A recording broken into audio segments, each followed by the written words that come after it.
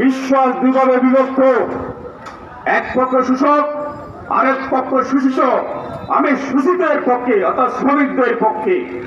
স্বাধীনতার 50 বছর পেরিয়ে গেছে, এখনো পর্যন্ত দালাল চক্র এবং সুযোগ শ্রেণীর চক্রে এখনো পর্যন্ত শ্রমিকদের জীবন মান উন্নয়ন হয়নি।